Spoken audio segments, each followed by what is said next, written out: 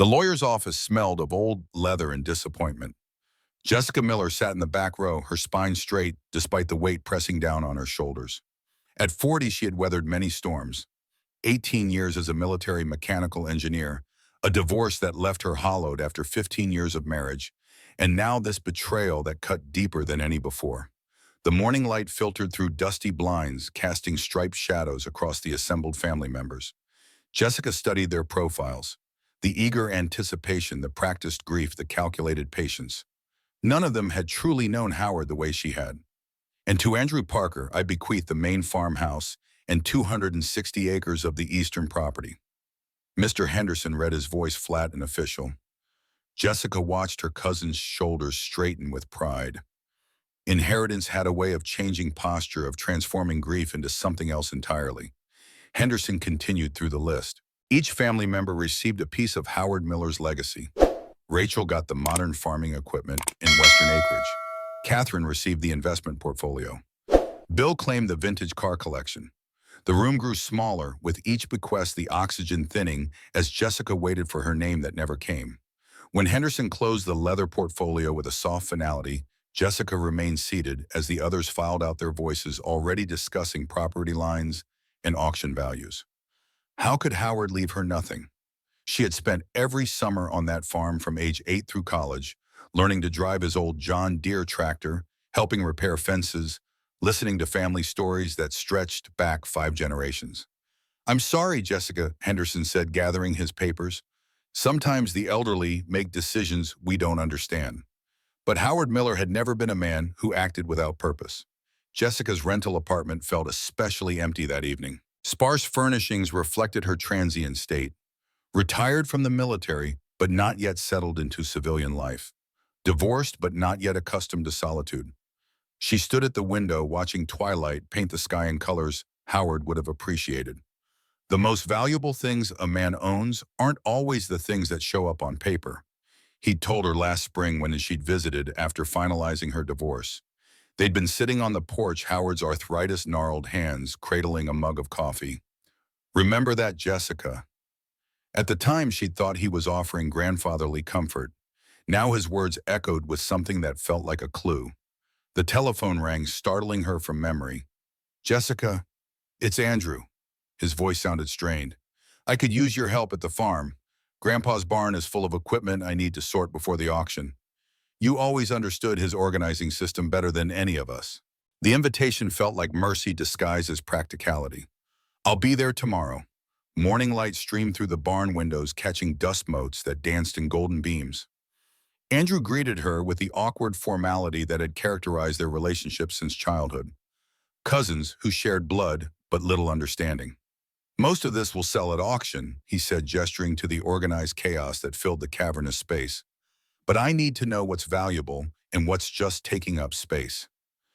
Jessica moved through the barn with practiced familiarity, her hands remembering what her heart couldn't forget. This was Howard's world. Every tool had its place, every piece of equipment its purpose.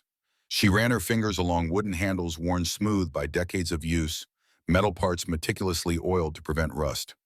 Howard's presence lingered here more than anywhere else. She climbed the narrow stairs to the hayloft where Howard had kept spare parts and his repair manuals. As she reached for a box on a high shelf, a heavy pair of iron tongs crashed down, missing her by inches. Jessica's military reflexes sent her rolling sideways. "They never fall," she muttered.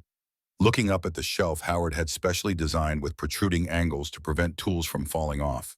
Examining the shelf closely, she noticed a section had been roughly sawed with an electric saw, deliberately done to cause an accident. Jessica said nothing to Andrew, but began observing more carefully. Many tools had been moved from their regular positions, and boxes had been rummaged through. Someone was looking for something.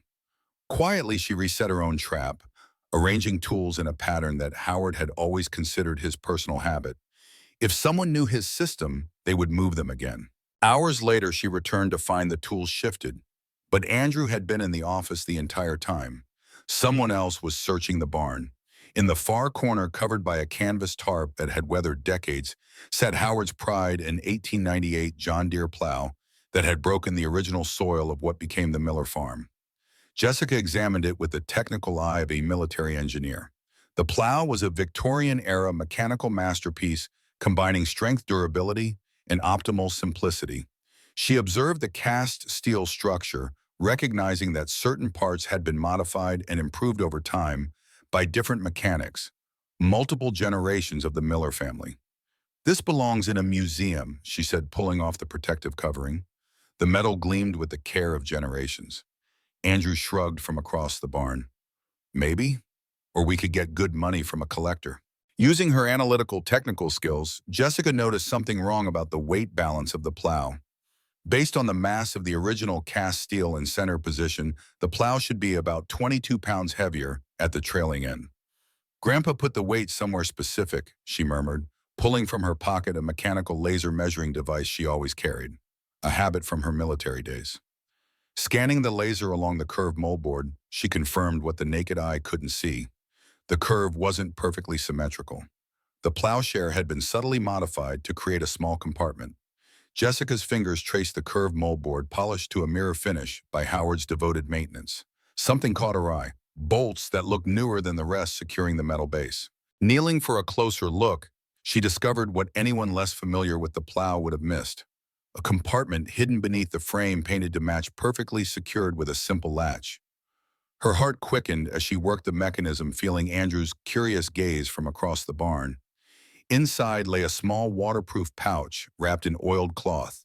With trembling fingers, she opened it to find three items: a small brass key with toucan etched into the metal, a folded letter with her name in Howard's distinctive handwriting, and a photograph she'd never seen before.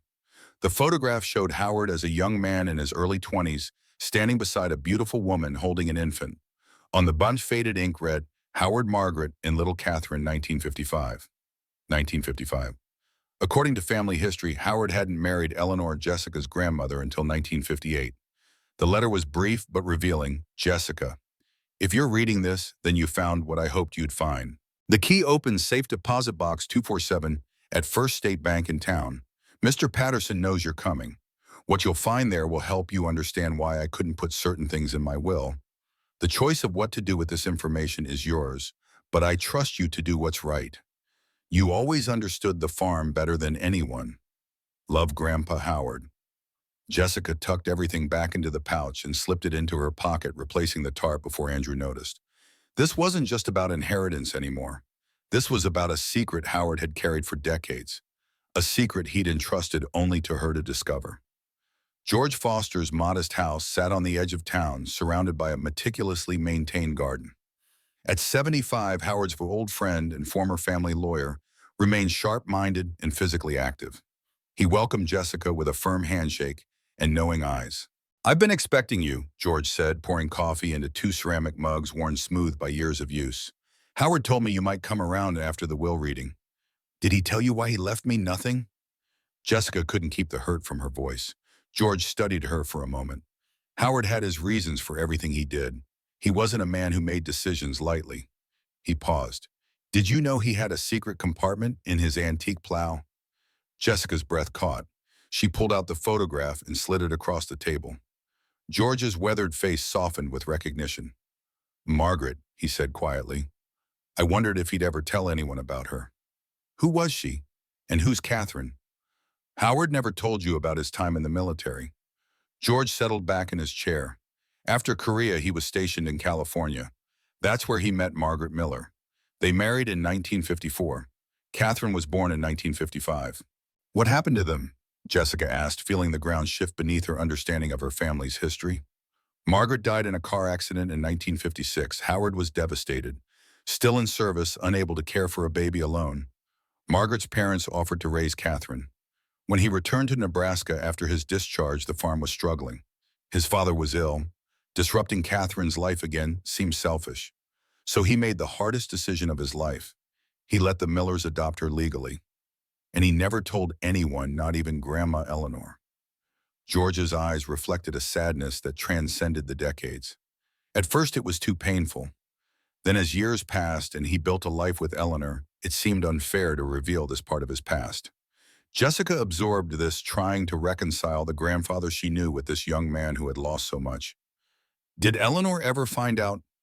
George nodded slowly. In 1980, she found some of Howard's letters from the Millers. Instead of confronting him with anger, she reached out to Catherine privately. They met once. Eleanor was an extraordinary woman.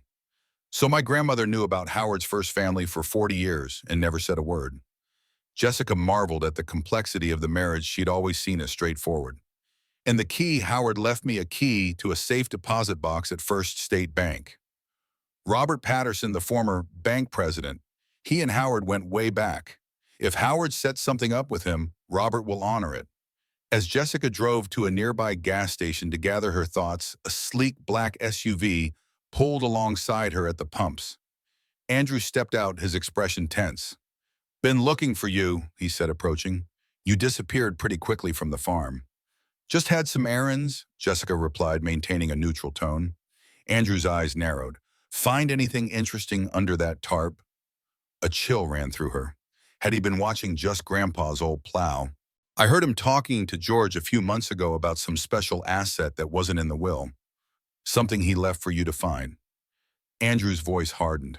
"Horizon Development is offering $20 million for the farm. We could all walk away rich, but only if we can deliver clear title to everything." The pieces started falling into place. This wasn't just about inheritance. It was about selling off the family legacy. "What's Horizon Development?" Jessica asked, though she already suspected the answer. "They want to build a luxury resort and golf course." "It's a good deal, Jessica." A silver Lexus pulled into the station, and Jessica recognized Richard Blackwood, the new bank president, watching their exchange with undisguised interest. "I need to go," Jessica said, replacing the gas pump. As she drove away, her mind raced with the implications of what she'd learned. She checked her car for tracking devices using knowledge from her military training. Under the rear fender, she discovered a small device magnetically attached. Rather than removing it, she decided to leave it.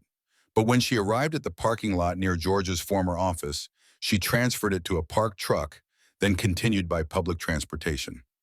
First State Bank was a single-story brick building that had stood since before Howard was born. Robert Patterson, a thin man in his early 80s with alert blue eyes behind wire-rimmed glasses, greeted her warmly. "You must be Jessica Miller," he said. "You look just like your grandfather did at your age. Were you expecting me?" "Howard said you'd come eventually. Been waiting almost 15 years." Inside the vault area, Patterson located box 247 and inserted his key while Jessica used the brass key from the plow. Together they turned and the box unlocked with a satisfying click. As she entered the private room with the box, Jessica used her technical observational skills from her military training to assess the bank's security. She noticed newly installed surveillance cameras at an odd angle, positioned to monitor the safety deposit room. This setup violated standard bank security procedures she'd become familiar with during military missions protecting critical infrastructure. When Patterson guided her to the safety deposit room, Jessica noticed the main door had been recently replaced and used a different locking system than the other rooms. She quietly observed these details, assessing whether these changes were legitimate security upgrades or attempts at unauthorized surveillance. In the hallway, Jessica noticed access points to the HVAC system, poorly disguised, indicating someone had installed something there. With her experience with security systems from her military work, she recognized that the location was ideal for listening devices. Alone with the box in a private room, Jessica lifted the lid to find a collection of meticulously organized documents. The top item was a sealed envelope marked "Read this first" in Howard's handwriting. The letter inside told a story George had outlined, but with intimate details only Howard could provide. His whirlwind romance with Margaret Miller, their happiness at Catherine's birth, the devastating car accident that took Margaret's life, his impossible choice to let Catherine's grandparents adopt her while he returned to Nebraska to save the failing family farm. "I sent money regularly through a trust fund," Howard wrote. "I kept track of her life through letters from the Millers who sent photos and updates. Why didn't I ever tell anyone? At first, it was simply too painful. Later, it seemed unfair to Eleanor to reveal this part of my past. By the time Catherine was grown, the secret had become too big, too potentially disruptive to share." The marriage certificate confirmed Howard Miller and Margaret Miller had married in San Diego County on June 12, 1954. Catherine's birth certificate listed Howard as her father. Adoption papers signed in 1957 showed Howard had relinquished his parental rights to Robert and Margaret Miller. Most surprising was a separate deed for 40 acres of the original Miller homestead, the first parcel purchased by Howard's grandfather in 1890, containing the original farmhouse family cemetery and natural springs that fed the creek running through the property. This land had been legally separated from the main farm decades ago and placed in trust for Catherine Miller. Jessica was so absorbed that she didn't notice the door opening until Richard Blackwood's voice interrupted her. "Finding everything in order, Miss Miller." She looked up to see the well-dressed man from the gas station. Blackwood, about 65, wore an expensive suit and silk tie, a Rolex glittering on his wrist. His silver hair was perfectly styled to match his calculated, mild smile. "Just reviewing family documents," she said, displaying the calm she'd cultivated through years in high-pressure situations. Blackwood glanced at the papers. "I'd be happy to have our legal team review them for you. Ensure everything is in proper order." "That won't be necessary," Jessica said, gathering the papers. "These are private family matters. With properties changing hands, especially valuable farmland, we like to make sure all documentation is current and valid." Blackwood's smile never reached his eyes. "I understand Horizon Development has expressed interest in the Miller property." Jessica quickly photographed the important documents. With her phone concealed the originals in her bag beneath her jacket and returned the less important paperwork to the box, instinctively donning her jacket before Blackwood could notice her full bag. After Blackwood left, Patterson slipped back into the room. "I apologize for that. Blackwood has been very interested in certain old accounts since he took over, particularly those connected to large land holdings." "Is he involved with Horizon Development somehow?" Jessica asked, watching carefully. Patterson nodded grimly, a blue vein pulsing at his temple. "He's on their local advisory board. Many people in town are. The promise of tourism dollars has turned a lot of heads. George told me Blackwood has a personal vendetta against my grandfather," Jessica said. "He was in love with Margaret, but she chose Howard." Patterson sighed. "That's right. He's been nursing that grudge for over 60 years. Richard truly believes Howard took everything from him. Margaret, the town's respect, and now, in his obsessed mind, the farm that once belonged to the Blackwood family before the Great Depression." Jessica secured the box of copies Patterson had prepared for her in her bag and thanked him before leaving through a side door. As she stepped into the alley, she noticed a car parked nearby with two men sitting inside, not typical bank customers. She ducked into a shop, went through the back exit, and disappeared into the neighborhood, utilizing counter-surveillance skills from her military time.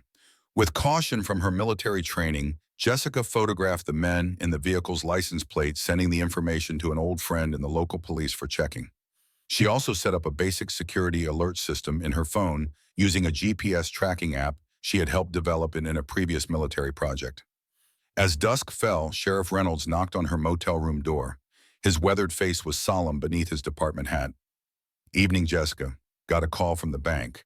Blackwood claims you may have removed confidential documents without authorization." "That's not true. I accessed my grandfather's safe deposit box with proper authorization and keys. Mr. Patterson can confirm that." Jessica kept her voice calm but firm. Reynolds nodded slightly. "I figured as much." He leaned closer, lowering his voice. "Listen, those 40 acres Howard kept separate, they sit atop the largest aquifer in the county. That water is worth more than the land itself these days." With that cryptic warning, Reynolds touched the brim of his hat and returned to his patrol car, leaving Jessica to contemplate just how complex this situation had become. Jessica decided the risk was too great to keep the documents in her motel room. Using her military cryptography skills, she scanned and encrypted all the documents on her laptop, then stored them on a USB drive wrapped in waterproof rubber and hidden inside the sole of her old military boot. That evening, Jessica discovered someone had searched her motel room. The door wasn't broken, but she recognized subtle signs someone had entered. As a former soldier, she always set harmless traps, like placing a hair across the door, a paper positioned a certain way in a drawer, and all had been disturbed. News of Howard's key had spread, and someone was growing desperate. Andrew's modern home on the edge of town reflected his desire to separate his identity from the farm while still managing his portion of it. When Jessica arrived unannounced, she found him surrounded by moving boxes. A "for sale" sign leaned against the wall. "Planning to move?" she asked, observing Andrew's clear anxiety. Andrew, 42, wearing expensive jeans and a light blue Oxford shirt, shrugged uncomfortably. His dress reflected his self-image as a modern farmer, detached from the actual work. The Horizon deal includes a position for me managing their agricultural tourism programs. They're setting me up with housing near the resort. We need to talk about the farm, Andrew. About Howard, about things neither of us knew. Andrew wiped his forehead with a handkerchief, his features strained. If this is some attempt to derail the Horizon deal, you're wasting your time. The contracts are already drawn up. Jessica met his defensive gaze steadily. Howard left 40 acres of the original homestead in a separate trust. It's not legally part of the property you inherited. That's ridiculous, Andrew scoffed. The entire 300 acres was listed in the estate inventory. No 260 acres were in the estate. The original 40 acres around the old homestead were placed in a separate trust decades ago. I've seen the legal documents. As Andrew argued with Jessica, she noticed his hands trembling slightly and his pupils contracting. Physiological signs of pressure she'd been trained to recognize in the military. This wasn't just about selling the farm. This was about survival. If this is some trick to try to claim part of the farm for yourself, it's not for me, Jessica interrupted, keeping her voice calm but resolute. Howard left those acres to someone else, someone the family doesn't know about. Jessica immediately recognized the shift in Andrew's demeanor, from suspicion to genuine concern. She was facing a frightened man, not an enemy. Using investigative skills from the military, she changed tactics, reducing direct pressure to encourage Andrew to reveal more. I've looked through the financial documents, she said. The farm hasn't turned a profit in 5 years. Exactly how much do you owe Andrew? After Jessica revealed more details about Catherine Howard's secret daughter and the trust established decades ago, Andrew sank into a chair, his defensiveness evaporating. This can't be happening, he said, his voice shaking. The Horizon deal closes next week. They've already invested millions in preliminary work. The deal can't include land Howard didn't legally own, Jessica said gently, her tone that of a skilled practitioner, the result of many years working with soldiers under high pressure. And those 40 acres contain the main water source for the entire property. Without water rights, the resort plan isn't viable. For the first time, Andrew's anger gave way to vulnerability. His face paled as he admitted the truth. You don't understand my situation, Jessica. I'm leveraged to the hilt. I borrowed heavily to modernize, and those loans are coming due. Without the Horizon money, I could lose everything. Not just the farm, but this house, my savings, everything. I've got a wife with chronic health issues and 2 kids in college. Jessica finally understood the depth of his financial desperation. It wasn't greed, it was survival. I've been in contact with Catherine, she said, her voice softening, and I've met her granddaughter, Emma. She's studying sustainable agriculture at the university and has ideas for making the farm economically viable while preserving its character. So now some college student I've never met is going to save the family farm with theories and good intentions. Andrew laughed bitterly, but without the earlier hostility. Just meet her. Let her show you what's possible. Jessica hesitated, then added, there's something else you should know. Blackwood has a personal vendetta against Howard. He was in love with Margaret years ago, but she chose Howard instead. He's been nursing that hatred for over 60 years. Andrew stared at her in disbelief. How do you know that? George told me. Apparently it was common knowledge among their generation, though no one talks about it now. As they left Andrew's house, Jessica took out a bug detector from her veteran's kit. She had kept it as a habit from her days working with special units. Scanning lightly around, she discovered 2 listening devices in Andrew's house. One under the dining table and another near the front door. Andrew turned pale as Jessica showed him the devices, clear indication of how far Blackwood wanted to monitor their every move. On the way to the original 40 acres, Jessica noticed an unfamiliar car following them. She employed tactical driving skills from her military days, executing a series of unpredictable turns to confirm they were being followed. Once certain she drove to a nearby storage complex she knew had security cameras aiming to document evidence of the vehicle. We're being followed, she told Andrew. I've recorded the license plate, but we need to account for Blackwood having hired people to track us. Andrew clenched his fists on his knees. I didn't think he'd go this far. This isn't just business for him. It's personal, Jessica explained. I've seen this type in the military. People who turn resentment into a lifetime motivation. Using knowledge of the terrain from many summers at the farm, Jessica chose a little-known secondary route. She drove through a series of dirt roads using tactical driving techniques to evade the follower while keeping the vehicle moving at a safe speed. Upon reaching the 40 acres, Jessica and Andrew discovered the side gate had been broken. Signs of trucks and heavy equipment indicated someone had tried to access the area. Jessica analyzed the tire marks, recognizing the distinctive pattern of Caterpillar construction trucks, the type used for major building projects. After Andrew's reluctant agreement, Jessica brought Emma to the 40 acres containing the original homestead.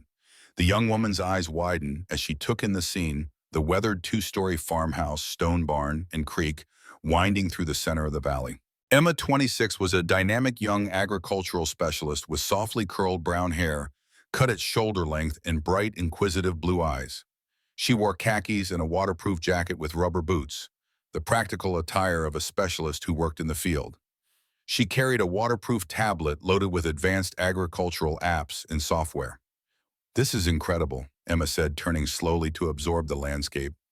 Grandmother didn't mention it was this beautiful. For the next hour, they explored the property together. Emma asked insightful questions about soil quality, water flow patterns, and growing seasons, her hands tapping on the tablet to record data.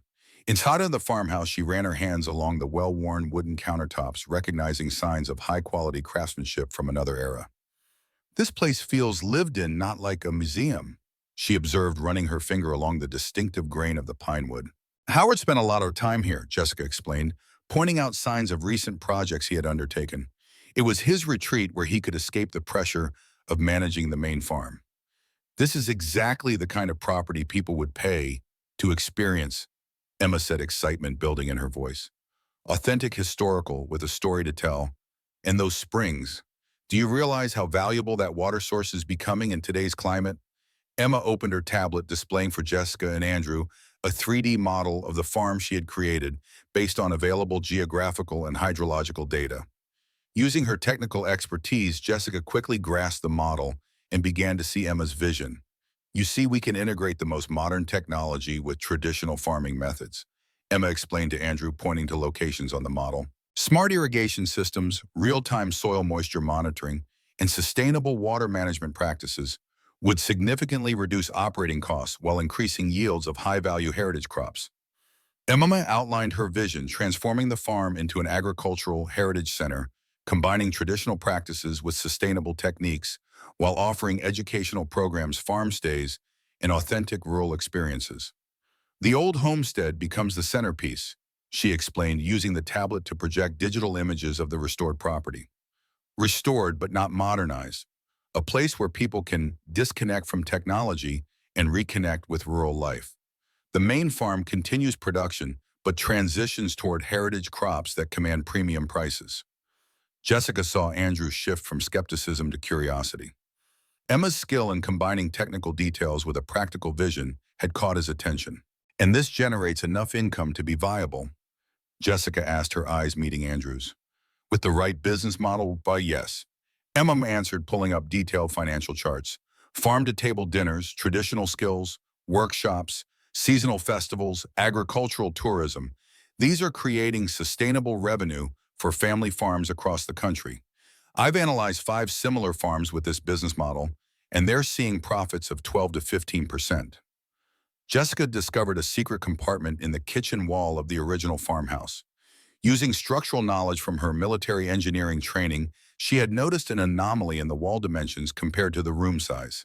Sensing there might be a hidden space, Jessica examined the floor structure and found signs of a concealed door. Carefully prying open the panel, she discovered a waterproof case containing more of Howard's journals and technical drawings, detailed plans for a water management system that would maximize the aquifer's efficiency while ensuring sustainable use. The designs combined old-world wisdom with advanced engineering concepts, many of which Jessica recognized as similar to systems she had helped develop in water-scarce military bases overseas. "Howard was a genius," she whispered, showing the plans to Emma and Andrew. "He designed this system decades ago, but it's still ahead of current agricultural practices." Emma studied the drawings with growing excitement. These designs could be implemented immediately with modern materials. They would reduce water usage by 40% while increasing crop yields. Your grandfather understood sustainable farming before it was even a concept, Jessica. As evening approached, George arrived with news that Catherine's flight had landed early. He would pick her up and bring her directly to the homestead. Catherine may have some important information to share with you, Jessica told Emma cryptically. The gravel crunched under tires as George's truck wound up the long drive. A woman in her early 70s emerged, her silver-streaked, dark hair framing a face that carried Howard's determined expression. Catherine paused, taking in the surroundings, her hand rising to her mouth in a gesture of quiet emotion. "It's exactly as he described it," she said softly. "The cottonwoods by the creek, the slope of the hill, the way the morning light hits the barn. I've seen it in photographs all my life, but being here..." Inside the farmhouse, the moment between Catherine and Emma held a palpable weight. "We have much to talk about, dear," Catherine said, her voice steady but threaded with emotion. George and Jessica stepped outside, giving them privacy for what would surely be a life-changing conversation. "Howard would be pleased," George remarked. "3 generations of his family together on the original homestead. Never thought I'd live to see it." Nearly an hour passed before Catherine and Emma emerged. Emma's eyes were red-rimmed, but her expression reflected wonder rather than distress. She looked at Jessica with new awareness. "Why didn't you tell me?" she asked. "It wasn't my story to tell," Jessica answered honestly. "So we're cousins." Emma tested the word. "Family." "Family," Jessica confirmed with a smile. Andrew's truck appeared around the bend. When he approached, his eyes settled on Catherine, recognition of the resemblance to Howard immediate and unsettling. "You must be Andrew," Catherine said, extending her hand. "Howard was my father." The afternoon unfolded in revelations and connections as Emma presented her business plan for the farm. Conservation easements would provide immediate capital to address Andrew's debts, while preserving long-term family control of the water rights. "I'm not fighting this because of money," Catherine explained. "I've had a good life, but I made a promise to Eleanor before she died. She asked me to protect this place if I ever had the chance to honor Howard's vision for it." That evening, as they prepared for the town council meeting where Horizon's zoning request would be decided, Sheriff Reynolds arrived with disturbing news. The old barn on the 40 acres had been set ablaze. Though the fire was contained quickly, the message was clear: someone was willing to go to extreme lengths to prevent them from challenging Horizon's plans. The night became chaotic as Jessica and Andrew dealt with the fire's aftermath. Jessica needed to employ all her firefighting and emergency skills from her military service. Using her knowledge of water pressure systems and fire control, she directed a group of local volunteers to save critical areas of the farm. While working to protect the buildings surrounding the original well, Jessica discovered evidence the fire was deliberately set: a gasoline canister strategically placed and traces of a timed ignition system. Throughout the night, Jessica and Andrew worked together to protect historical documents and the rest of the farm. The shared danger created a new respect between them, and Andrew began to see Jessica not as an adversary, but as an ally. Standing amidst the smoke and chaos, Jessica finally understood why Howard had arranged everything this way. The farm wasn't just land or an investment. It was a legacy of resilience, of lives intertwined with the soil and with each other across generations. As dawn broke over the damaged barn, she knew with certainty what she had to do. Some battles were worth fighting no matter the cost. Dawn revealed the full extent of the previous night's destruction. The barn's eastern wall had collapsed, entirely reduced to charred timber and ash. Jessica circled the structure, documenting the damage with her phone camera while analyzing the fire's pattern. The burn marks told a clear story to her trained eye: an accelerant trail leading from 3 separate points professionally executed to maximize damage while appearing accidental. Andrew joined her, his face haggard from the night's ordeal. Dark circles shadowed his eyes as he surveyed what remained of the century-old building. What kind of person burns down their own town's history? The desperate kind, or someone with nothing to lose? Jessica pointed to the ground where footprints had been partially obscured but not eliminated. These were made by expensive shoes, not work boots. Look at the depth and pattern.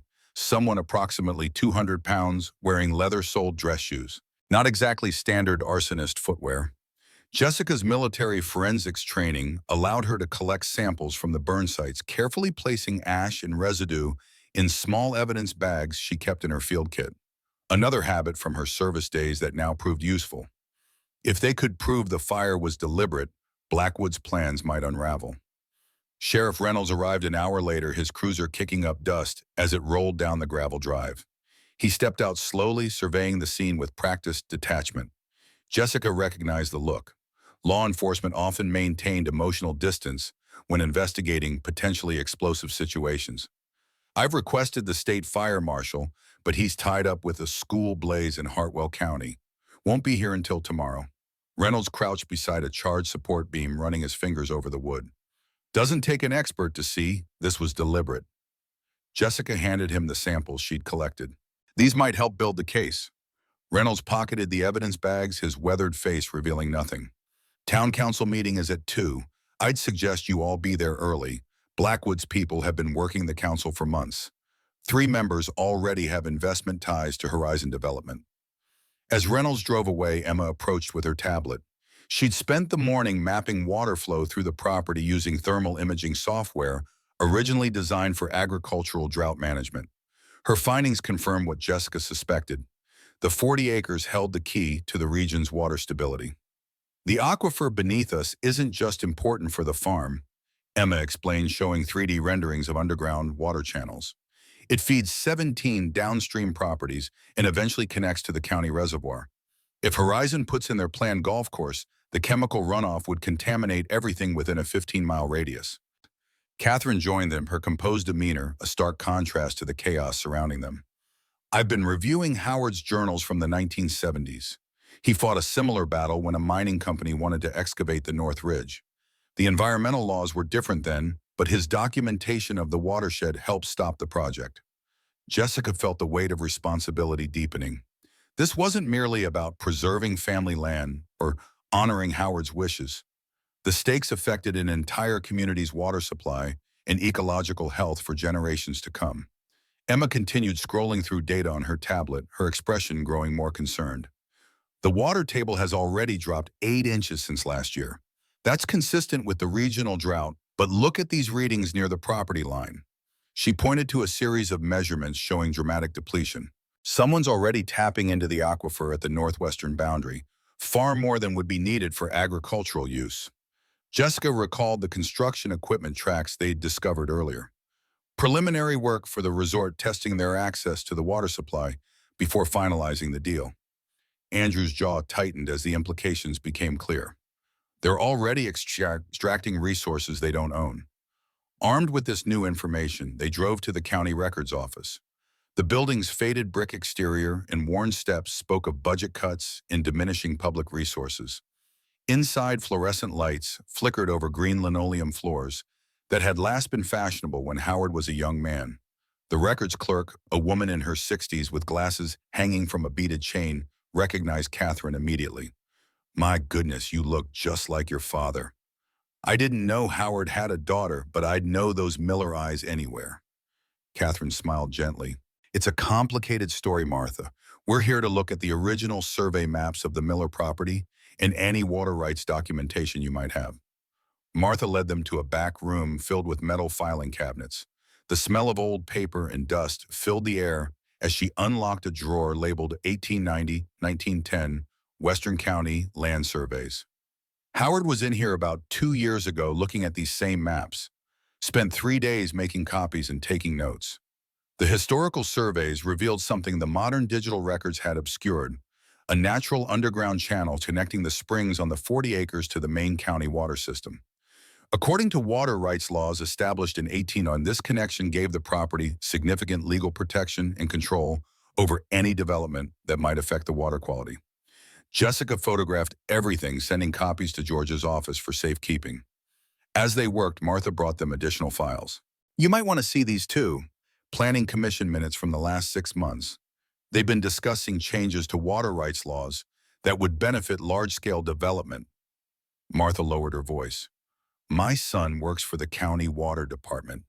Test results from monitoring wells have shown unusual contaminants recently.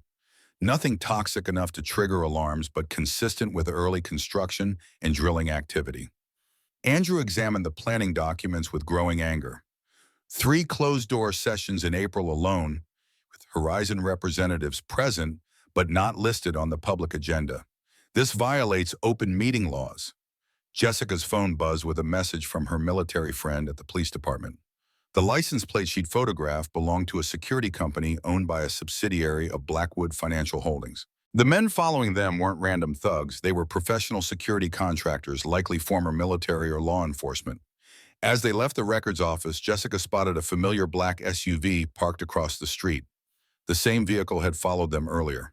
She casually guided the group toward a crowded restaurant instead of returning directly to their car. "We're being watched," she whispered. "Don't look now, but our friends from yesterday are back. Let's split up. Andrew, take Catherine through the restaurant and out the back. Emma and I will create a distraction."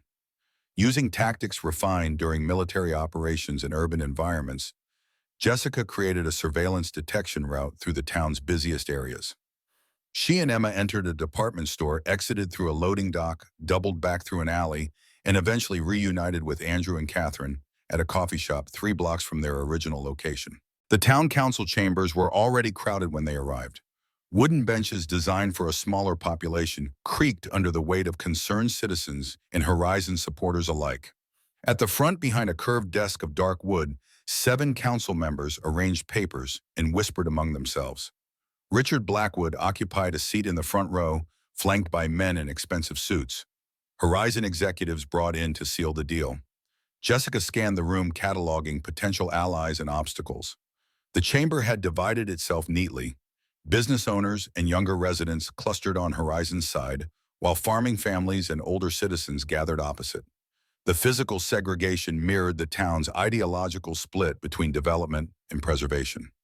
Among the council members, Jessica recognized Lisa Moretti, who had served with her in the Army Corps of Engineers before returning home to run her family's hardware store. Their eyes met briefly, and Lisa gave an imperceptible nod. At least one council member might be receptive to their evidence. Richard Blackwood approached before the meeting began, his smile tight and practiced. Silver cufflinks glinted under the fluorescent lights as he extended his hand to Catherine. "Ms. Miller, I presume. How fascinating to meet you after all these years. Your father spoke of you often." Catherine's expression remained impassive as she ignored his outstretched hand. "That seems unlikely, Mr. Blackwood, considering my existence was kept secret from most of the town." Blackwood's smile didn't waver. "Howard and I had many private conversations over the decades. I'm sure you'll find our offer for the property more than generous. The trust fund he established for you will be honored in full with additional considerations. I'm not interested in selling family history to fund a golf course." Catherine's voice carried just enough for nearby residents to hear, causing several heads to turn. Blackwood leaned closer, lowering his voice. "This development will revitalize a dying agricultural community. Progress isn't something to fear, Ms. Miller. Perhaps we could discuss this privately, away from those who might have undue influence on your decision." Jessica stepped between them. "Any discussions about the property can happen with all interested parties present. The 40 acres aren't for sale, and they're legally separate from the land you've been negotiating for." Blackwood's eyes hardened, though his smile remained fixed. "Miss Miller, your grandfather would have understood the economic realities facing this region. Sentiment makes for poor fiscal policy. My grandfather understood that water is more valuable than golf courses." As the council chairwoman called the meeting to order, Jessica took her seat beside Catherine. Emma opened her tablet, ready to present their alternative development plan. Andrew sat behind them, nervously adjusting his collar. The stakes had never been clearer. This wasn't just about inheritance or family secrets anymore. It was about the future of an entire community and the resources that sustained it. Mayor Harkins, a thin woman with steel-gray hair, pulled into a severe bun, opened the proceedings with practiced formality. "Today's special session will address the zoning variance request from Horizon Development Corporation for the conversion of agricultural land to mixed-use recreational and commercial property." The Horizon presentation came first, a slick video showing renderings of the proposed resort, complete with smiling employees, bustling shops, and tourists enjoying the manufactured landscape. The economic projections displayed promised 300 new jobs, increased tax revenue, and a revitalized downtown. The lead developer, Maxwell Jones, spoke with the smooth confidence of someone accustomed to getting his way. "The Miller Farm project represents a $20 million investment in your community. We're not just building a resort, We're creating a sustainable economic future that honors the agricultural heritage of this region while bringing it into the 21st century. Jessica noted how skillfully they co-opted the language of preservation and sustainability, repackaging it to serve commercial interests. When Jones mentioned water feature amenities that would showcase the natural springs, Emma visibly tensed beside her. Andrew was called next to confirm his intention to sell the property. He stood slowly straightening his shoulders before addressing the council. When I agreed to this sale 3 months ago, I believed I was acting in the best interest of my family and this community. Jones shifted uncomfortably in his seat as Andrew continued. However, new information has come to light regarding both the property boundaries and the environmental impact of the proposed development. I cannot in good conscience proceed without a complete reassessment of the project's effects on our water resources. Murmurs rippled through the chamber. Blackwood leaned forward, whispering urgently to one of the Horizon executives. Mayor Harkins tapped her gavel for order. Mr. Parker, are you withdrawing your support for the zoning variance? Andrew's voice grew stronger. I'm requesting a postponement until a complete environmental impact study can be conducted by an independent third party. Additionally, I've learned that 40 acres of what was believed to be part of the sellable property are actually held in a separate trust and not mine to transfer.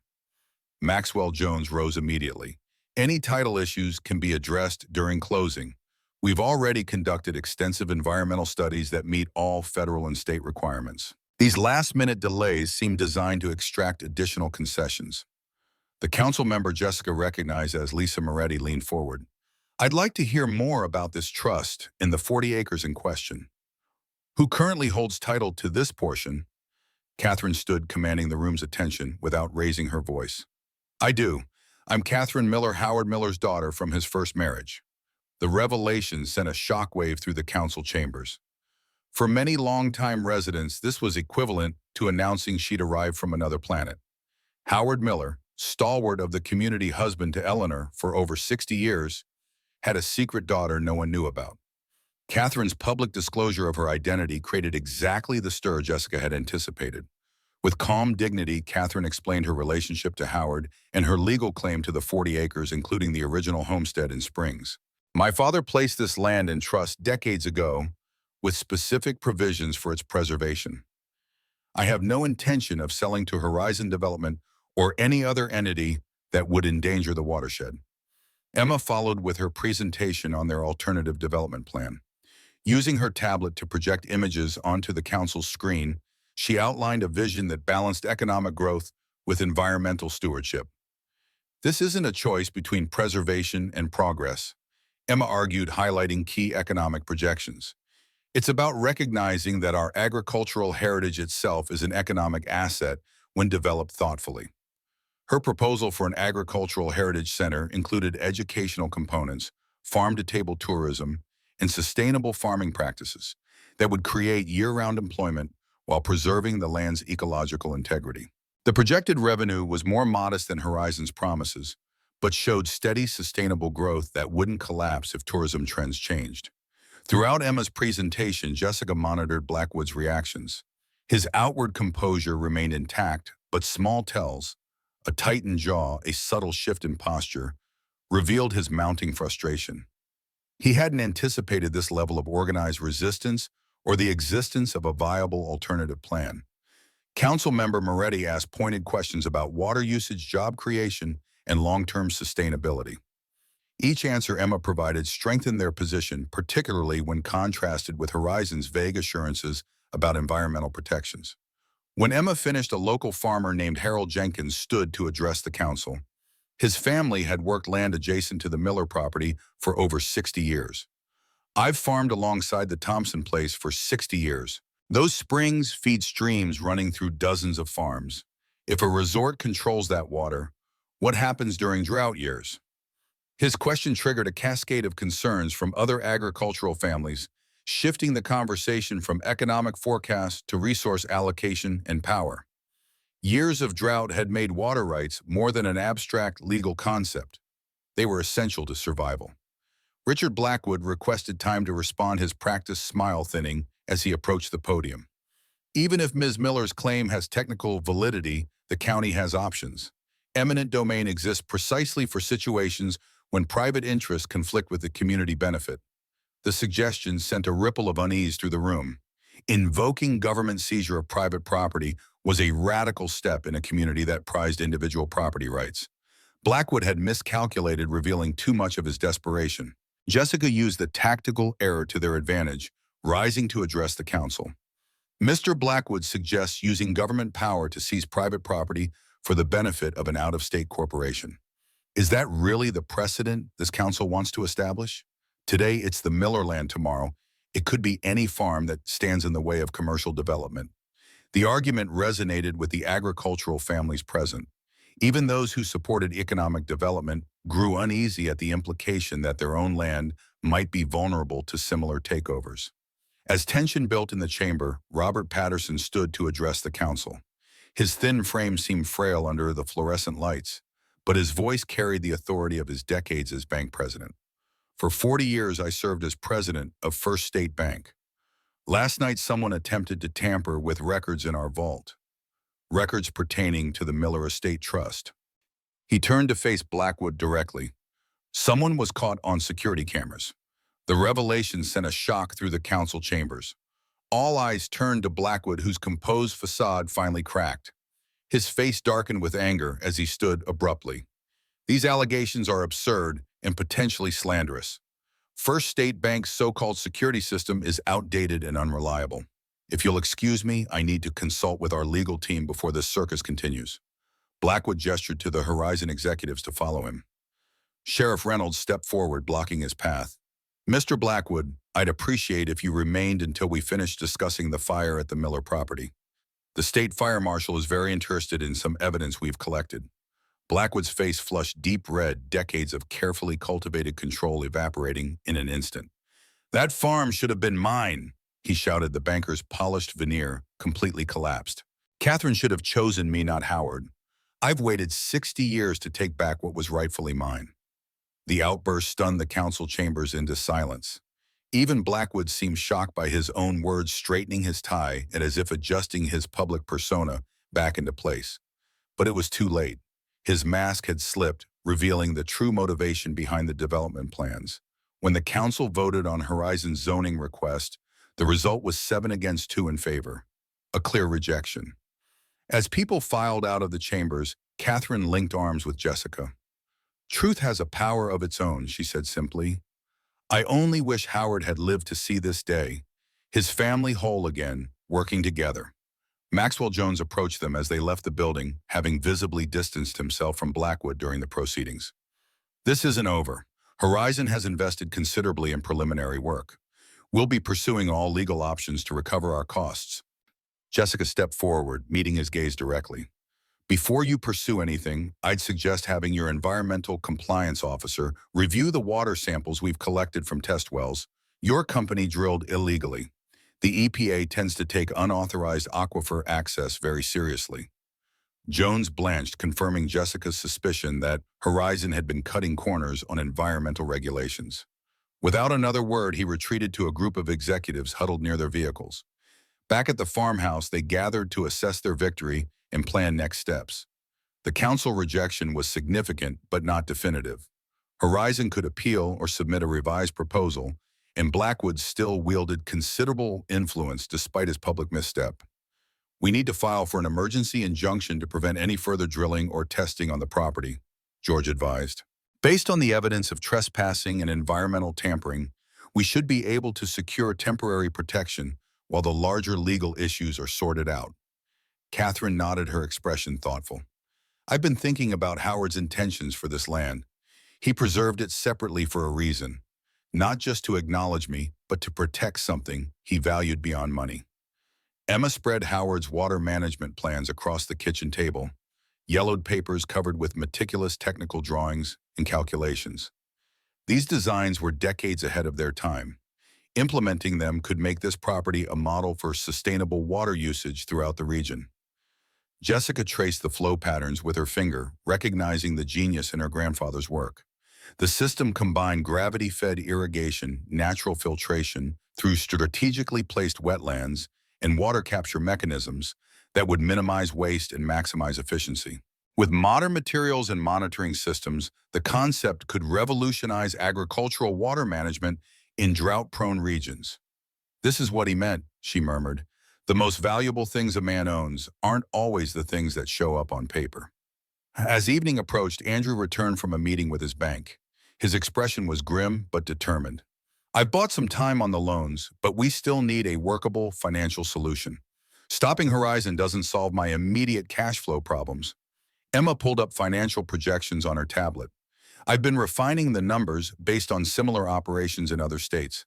With proper marketing and strategic partnerships with local businesses, we could begin generating revenue within 6 months. Jessica considered the challenges ahead. The legal battle with Horizon would be expensive and potentially lengthy. Andrew needed immediate financial relief. The farm required significant investment to transition from conventional agriculture to the heritage tourism model Emma proposed. And lurking beneath it all, Blackwood remained a threat, wounded but not defeated. She excused herself and walked down to the creek where Howard had taught her to fish as a child. The water burbled over smooth stones, catching the evening light in diamond patterns. This was where her grandfather had seemed most at peace, away from the demands of running the larger farm operation. Now she understood why. This land connected him to Margaret, to Catherine, to the life he had briefly held and painfully relinquished.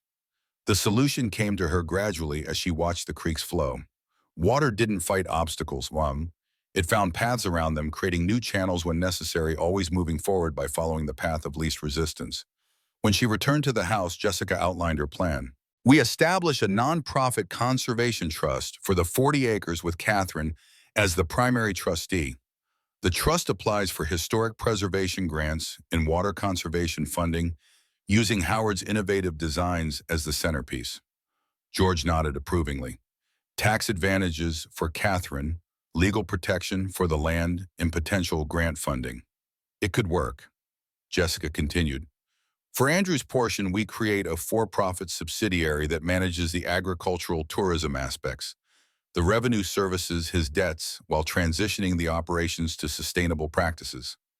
Emma's projections show we can make the numbers work if we phase implementation over 3 years. Catherine looked thoughtful. I could contribute seed money from my personal savings to accelerate the timeline. I've done well in my career and I have no children of my own.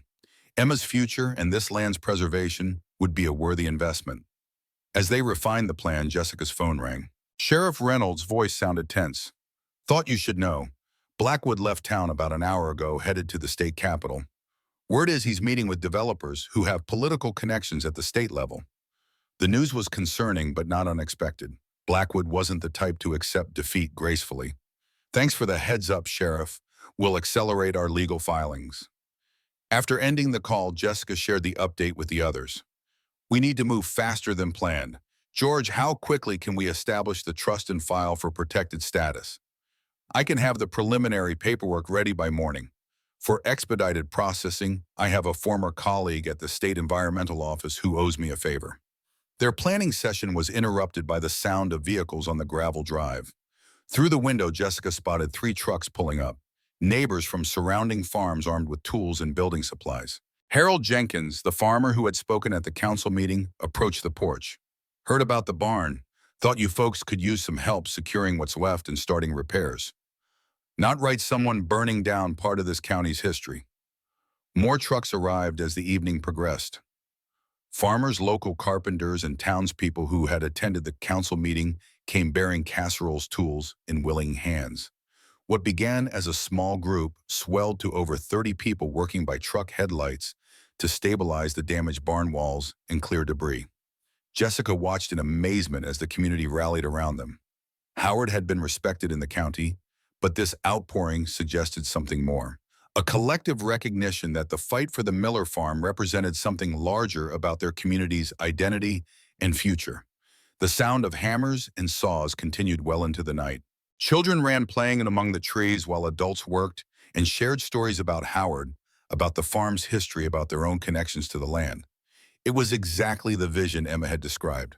The property as a gathering place that honored agricultural heritage while building community.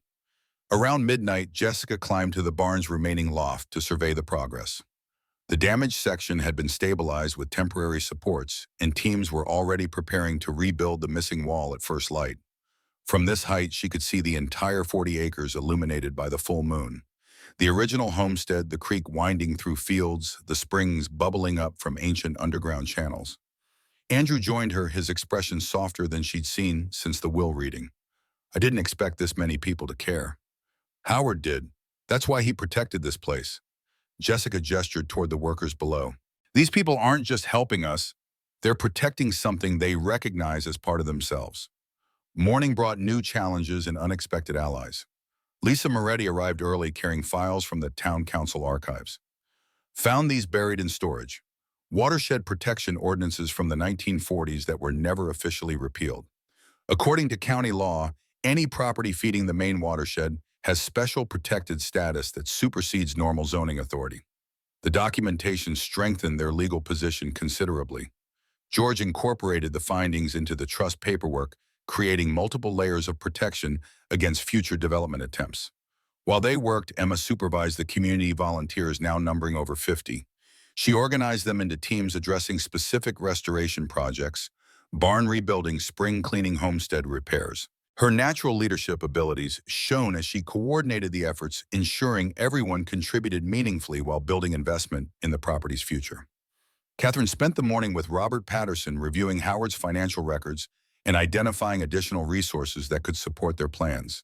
They discovered Howard had established a small foundation years earlier to fund agricultural education, another piece of his legacy that could be integrated into their vision for the property. By mid-afternoon, Jessica received a call from her military contact at the police department. Analysis of the fire debris had confirmed the presence of commercial accelerants typically used in industrial applications. More concerning chemical traces matched compounds used exclusively by development companies for soil preparation before major construction. This ties the fire directly to Horizon, Jessica told the others. The specific chemical signature is from a proprietary soil treatment they use before installing their golf courses. Sheriff Reynolds arrived to collect the evidence, his expression grave. This elevates things to potential corporate sabotage. I'm bringing in the State Investigation Bureau. As Reynolds was leaving, a convoy of unfamiliar vehicles approached down the long driveway. Black SUVs with tinted windows flanked a silver Mercedes. Blackwood had returned, and he'd brought reinforcements. Jessica's military training kicked in immediately. She positioned community members away from potential confrontation, instructed George to begin recording video documentation, and moved Catherine and Emma into the homestead for safety. Blackwood emerged from the Mercedes looking uncharacteristically disheveled. His normally perfect hair was mussed, his tie loosened. Behind him, men in dark suits took positions that Jessica recognized as security formation, former military or law enforcement professionally trained. This stops now, Blackwood announced, his voice carrying across the yard. I've secured an emergency development order from the State Commerce Commission. This property has been designated for priority economic development under Statute 45307. Sheriff Reynolds stepped forward. I haven't received any official notification of such an order, Mr. Blackwood. It was issued an hour ago. Your notification is probably still being processed. Blackwood handed Reynolds a document bearing official-looking seals. This authorizes Horizon Development to begin preliminary site preparation immediately. Jessica moved closer to examine the paperwork. The document appeared authentic, but something felt wrong about the timing and Blackwood's demeanor. He seemed simultaneously triumphant and desperate, a dangerous combination. George reviewed the order, his legal training immediately spotting discrepancies. This authorization applies only to land already zoned for commercial development. The council vote yesterday specifically denied that rezoning. The State Commerce Commission has override authority in cases of significant economic impact. Blackwood countered. Your little victory yesterday is irrelevant. As they argued legal technicalities, Jessica noticed one of Blackwood's security men speaking into a radio. Moments later, the rumble of heavy machinery echoed from the access road on the property's western edge. They're already moving equipment in, she warned the others. This isn't just posturing. Reynolds called for backup while Andrew gathered the community of volunteers. The confrontation was escalating, quickly transforming from legal discussion to physical standoff. Jessica needed to buy time until they could determine whether Blackwood's authorization was legitimate. Even if this order is valid, which we dispute, it would require proper environmental impact studies before any ground disturbance. Jessica pointed toward the springs. Those water sources have protected status under federal Clean Water Act provisions that no state commerce commission can override. Blackwood's face flushed with anger. Always the water. Howard was obsessed with those worthless springs too. Do you know how many development opportunities he blocked over the years with his environmental crusading? This county could have been transformed decades ago, if not for his interference. The personal vendetta behind the business facade became increasingly apparent as Blackwood continued. His fixation on Howard had distorted what might have begun as legitimate business interest into something pathological, a 60-year quest to erase his rival's legacy. This isn't about development anymore, is it? Jessica stepped closer, maintaining deliberate eye contact. This is about erasing Howard from the county's memory, about replacing everything he built with your own vision. Blackwood's control slipped further. He took everything from me, Catherine respect position. This land belonged to my family before the Depression forced my grandfather to sell. Howard's father bought it for pennies on the dollar when my family was desperate. The historical grievance added another layer to Blackwood's obsession. This wasn't merely about romantic rejection or business competition. It was a multi-generational perceived injustice that had festered for nearly a century.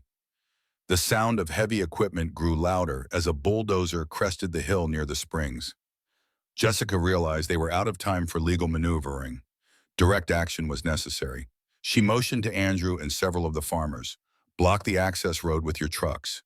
Don't confront the operators, just prevent the equipment from reaching the springs. Catherine stepped forward, her quiet dignity a stark contrast to Blackwood's increasing agitation. Mr. Blackwood, I understand you feel my father wronged your family, but destroying this land won't heal that wound. It will only create new ones for future generations. Save your platitudes, Blackwood snapped. This development is happening whether you approve or not. The wheels are already in motion, contracts signed, investors committed. As community members moved their vehicles to block the equipment, Blackwood's security team advanced threateningly. The situation was deteriorating rapidly toward potential violence. Jessica positioned herself between the groups, drawing on conflict de-escalation techniques from her military training. Everyone take a breath. There are legal channels to resolve this dispute. She turned to Reynolds. Sheriff, can you verify the authenticity of this development order? Reynolds was already on his radio requesting confirmation from the county clerk's office. The tense standoff continued for several minutes until he received a response. The Commerce Commission has no record of issuing this order. The document appears to be fraudulent. Reynolds turned to Blackwood. Sir, I need to ask you and your associates to leave the property immediately. Instead of backing down, Blackwood gestured to his security team. Secure the western access point. The equipment needs to reach the springs today. The direct defiance of law enforcement crossed a line. Reynolds immediately called for state police backup and moved to place Blackwood under arrest for presenting falsified government documents. What happened next unfolded with frightening speed. Blackwood's security detail surrounded him, blocking Reynolds' approach. Two men advanced on Jessica and Andrew, while others moved toward the homestead where Emma and Catherine were watching from the porch. Jessica reacted with military precision, using non-lethal defensive techniques to neutralize the nearest security officer. Andrew, following her lead, helped Reynolds restrain another. The remaining security personnel, seeing their colleagues subdued, reassessed their position and began backing toward their vehicles. Blackwood stood alone, his carefully constructed world crumbling around him. Decades of planning, of nursing resentment, of calculating his revenge, all undone in a matter of days by Howard's posthumous revelations. This isn't over, he threatened, retreating toward his Mercedes. I have resources you can't imagine. Connections at every level of government. Emma had been quietly recording the entire confrontation on her tablet. Actually, Mr. Blackwood, I believe your investors will be very interested in this footage. Attempted fraud, trespassing, interfering with a law enforcement officer, not to mention potential charges related to the fire. How will the Horizon Board react when this reaches them? The mention of documentation visibly unsettled him. Corporate investors valued reputation above almost everything. Video evidence of their representative engaging in potentially criminal activity would trigger immediate damage control, likely at Blackwood's expense. State police arrived as Blackwood and his remaining team departed. Reynolds explained the situation, including the suspected arson and fraudulent documentation. The bulldozer and other equipment were secured as evidence, their operators questioned about who had authorized their deployment. As the immediate crisis subsided, the community volunteers resumed their work on the barn and homestead. The confrontation had only strengthened their resolve to protect the property and what it represented. What began as assistance with fire damage had evolved into full-scale restoration efforts, with local craftspeople offering specialized skills to preserve the historic structures. That evening, exhausted but triumphant, the core group gathered in the homestead kitchen. Local news had already picked up the story, framing it as a David versus Goliath battle between community preservation and corporate development. Environmental organizations were reaching out, offering support for their water conservation efforts. "We've won the first round," George cautioned, "but Blackwood and Horizon won't give up easily. The legal battles ahead could be costly and protracted." Jessica nodded, reviewing thermal imaging data Emma had collected from the springs. "That's why we need to accelerate our alternative plan. The stronger our implementation of Howard's water management system, the more protective legal designation we can secure." Andrew, who had been unusually quiet, finally spoke. "I've been thinking about my portion of the farm. If we integrated it with Emma's heritage agriculture concept, we could create something truly unique. A working demonstration of both traditional and cutting-edge sustainable farming practices." His willingness to consider alternatives to selling represented a significant shift. The community's response to the crisis had shown him the value of the land beyond its monetary worth, something Howard had understood all along. As they continued planning, Jessica found herself drawn to the window overlooking the property. In the distance, community members were still working by portable lights, rebuilding what had been damaged, strengthening what remained vulnerable. Howard's legacy wasn't just in the land or the water system designs. It was in the way he had quietly woven himself into the fabric of this community, building connections that endured beyond his lifetime. The most valuable things weren't on paper, after all. They were in the relationships formed, the knowledge passed down the land, preserved for future generations. Jessica finally understood what Howard had been trying to teach her all along, and why he had trusted her above all others to discover the truth and protect what mattered most. The state fire marshal's preliminary report arrived 3 days after the confrontation with Blackwood. Jessica studied the document at the farmhouse kitchen table, tracing her finger along diagrams that confirmed what she already knew. The barn fire had been methodically planned, not a random act of vandalism. Chemical accelerants matched those exclusively manufactured for Horizon Development's land preparation process, creating a direct evidentiary link that even the most skilled corporate attorneys would struggle to dismiss. Sheriff Reynolds delivered the news personally, his weathered face revealing cautious satisfaction. "State Attorney's Office is considering criminal charges against both Blackwood and Horizon Corporate. The falsified development order pushed this beyond local jurisdiction." Jessica passed the report to George, who reviewed it with a lawyer's practiced eye. "This strengthens our civil case considerably. We can file for triple damages under the agricultural property protection statutes." Catherine poured fresh coffee for everyone, the morning sunlight streaming through windows, now cleaned of decades of grime by community volunteers. "I'm less interested in damages than ensuring this can never happen again. How do we create permanent protection for the springs?" Reynolds set his cup down carefully. "That's why I'm really here. Got word this morning that Horizon's board of directors has suspended all local operations pending an internal investigation. They've disavowed Blackwood's actions and are sending representatives to discuss, in their words, mutually beneficial resolution options." Emma looked up from her tablet, where she'd been refining water management implementation plans. "They're cutting Blackwood loose to save the project." "Classic damage control," George agreed. "Sacrifice one executive to preserve corporate interests. They'll claim he was acting without authorization, offer a settlement for the fire damage, then try to restart negotiations with a clean slate." Jessica watched Andrew's reaction carefully. His financial situation remained precarious despite the temporary reprieve they'd secured with the bank. The temptation of Horizon's money, even at a reduced offer, might still prove compelling. Andrew met her gaze steadily. "I'm not selling. Catherine and Emma have shown me what's possible here. If the Miller farm has survived the Dust Bowl, 2 world wars, and multiple recessions, it can survive my poor investment decisions too. His commitment settled something within Jessica. The family was finding its way back to unity, healing wounds both recent and decades old.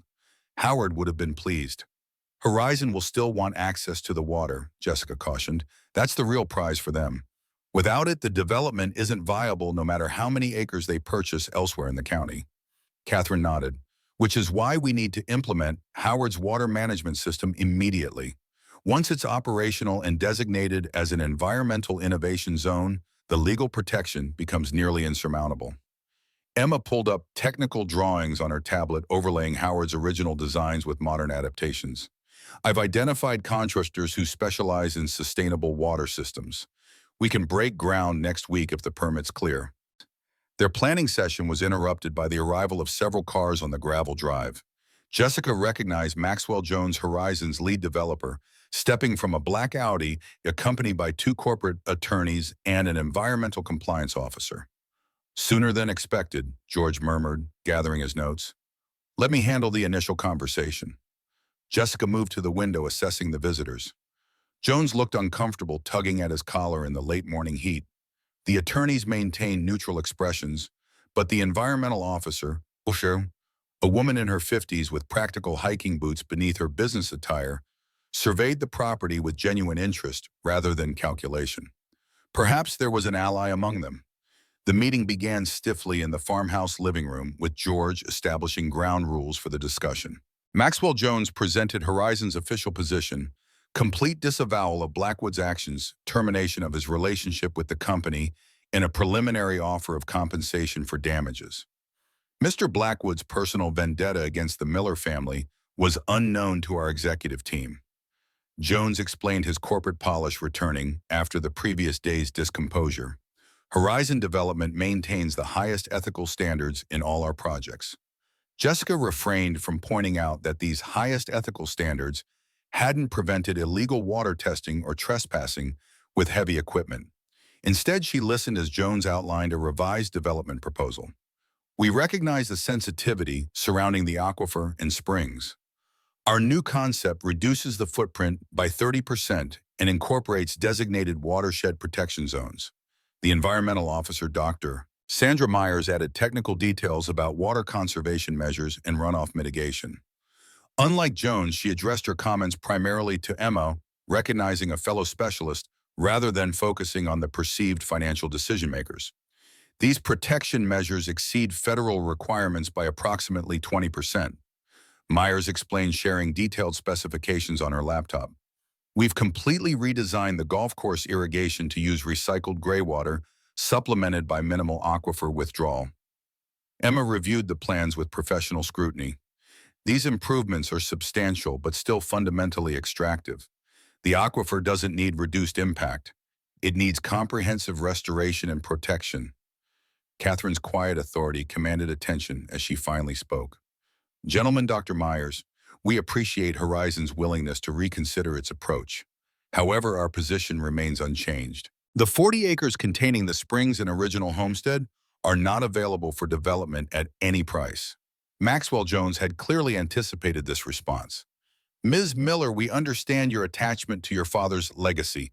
That's why our revised proposal includes provisions for a Howard Miller Environmental Education Center within the resort complex. Your family's contribution to local agriculture would be prominently featured.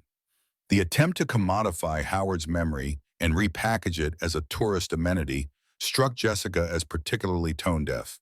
From Catherine's slight stiffening, she felt the same. Mr. Jones, my father's legacy isn't something that can be showcased in a resort lobby between the gift shop and the spa. It's alive in this land, in the water systems he designed, and in the farming practices he developed. For the next 2 hours, the negotiation continued without meaningful progress. Horizon incrementally improved their offer: higher compensation, smaller development footprint, more environmental safeguards, while maintaining their fundamental requirement: access to the aquifer. During a brief break, Jessica pulled Emma aside. They're not going to give up on the water. That's the deal breaker for them and for us. Emma nodded, scrolling through her tablet to a satellite map of the region. I've been analyzing county geological survey data while they've been talking. There's something they're not telling us. She zoomed in on an area northwest of the farm. Recent drought patterns have depleted secondary water sources throughout the region. This aquifer isn't just convenient for their development. It's the only viable water source within 20 miles capable of sustaining a project of this scale. Jessica studied the data, her engineering background, allowing her to quickly grasp the implications. So without our springs, there is no resort. Period. Exactly, and they know it, which explains their persistence, despite the legal and public relations challenges. They've likely invested millions in preliminary work and land options. Walking away means writing off those investments entirely. Armed with this understanding, Jessica rejoined the meeting with a clearer negotiating position. Rather than continuing to refuse Horizon's revised offers, she redirected the conversation entirely. Your company has specialized knowledge in hospitality development in water-intensive recreational facilities. We have specialized knowledge in sustainable agriculture and water conservation. Perhaps we're approaching this as an either-or proposition when we should be exploring knowledge exchange instead. Maxwell Jones looked intrigued despite himself. What exactly are you proposing, Ms. Miller? A consulting arrangement. Your environmental team helps us implement Howard's water management system on our property, providing technical expertise and possibly material support. In exchange, we share our research findings on drought-resistant agricultural practices and water conservation techniques that Horizon could implement in future developments elsewhere. Dr. Myers straightened in her chair, clearly interested. There's significant corporate value in pioneering scalable water conservation methods, particularly in drought-prone regions. The research applications extend far beyond this single development. The corporate attorneys conferred quietly while Jones considered the proposal. It offered Horizon a face-saving exit strategy, reframing their retreat from the Miller property as a strategic research partnership rather than a defeat. We would need exclusive rights to any methodologies developed, one attorney noted. Public domain, Catherine countered firmly. Water conservation techniques should benefit everyone, not become proprietary technology. However, Horizon would receive public recognition as a research partner with all the positive publicity that entails. The shift from adversarial negotiation to collaborative problem-solving changed the energy in the room. By the meeting's end, they had outlined preliminary terms for an agricultural water conservation research initiative that would allow Horizon to redirect their development to another county while maintaining involvement with the Miller property in a completely different capacity. As the Horizon representatives departed, Dr. Myers lingered behind. For what it's worth, I've been advocating for more sustainable approaches within the company for years. This partnership might finally give those ideas traction at the executive level. The unexpected alliance with Horizon's environmental division provided momentum for implementing Howard's water system. Myers returned the following day with technical experts who helped translate Howard's designs into contemporary specifications using materials and monitoring technology that hadn't existed when he created his original plans. Meanwhile, George worked with Catherine to establish the legal framework for their vision. The 40 acres containing the springs and original homestead would be placed in a conservation land trust with stringent protection against future development. The remaining acreage of Andrews Farm would operate as a separate entity focused on sustainable agricultural production and education. Emma coordinated community volunteers and professional contractors as implementation began. The barn reconstruction progressed rapidly, with local craftsmen donating weekends to restore the historic structure using traditional building methods. Inside, they incorporated modern features that would transform the space into an educational center, focusing on agricultural heritage and innovation. Jessica focused on the water management system, applying her engineering expertise to the installation of monitoring equipment and flow control mechanisms. Howard's original designs had been visionary, but her military experience with water systems in extreme environments allowed her to enhance their efficiency and resilience. 3 weeks into the project, Jessica climbed to the newly rebuilt barn loft to survey their progress. What had begun as desperate damage control following the fire had evolved into comprehensive property revitalization. Trenches for the primary water channels crisscrossed the property following the natural contours Howard had mapped decades earlier. Solar-powered pumps and monitoring stations dotted the landscape, their modern technology harmonizing surprisingly well with the historic structures.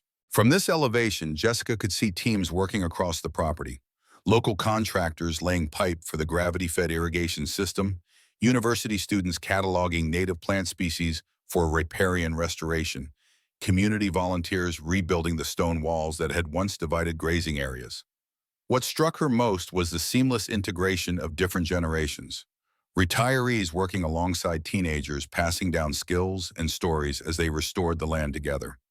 Andrew joined her pointing toward the horizon where surveyors were marking boundaries for a demonstration plot of drought-resistant heritage grains. Emma's graduate school colleagues are setting up research stations to document water usage and soil health improvements. 3 universities have already requested access for their environmental science programs. Jessica nodded, noticing the change in her cousin. The desperation that had driven him toward the horizon deal had been replaced by purposeful energy. He moved through the property with renewed connection to the land, relearning aspects of farming his corporate approach had caused him to forget. Howard knew this would happen, Jessica said quietly. Not the specifics, but the general outcome. He understood that reconnecting the family would save the farm in ways that money never could. Andrew leaned against a newly installed support beam. I've been so focused on modernization and efficiency that I lost touch with why we farm in the first place. It's not just about production metrics and profit margins. No, it's about stewardship, about maintaining something worth passing on. Their conversation was interrupted by Emma calling from below. The first phase of the water channeling system was ready for testing. Jessica and Andrew descended quickly, joining the group gathered around the control station near the main spring. The initial water management test would determine whether Howard's design could successfully direct spring flow through the new filtration beds before feeding the irrigation channels. Emma had enhanced the original concept with bioswale technology that would further purify the water while supporting native wetland vegetation.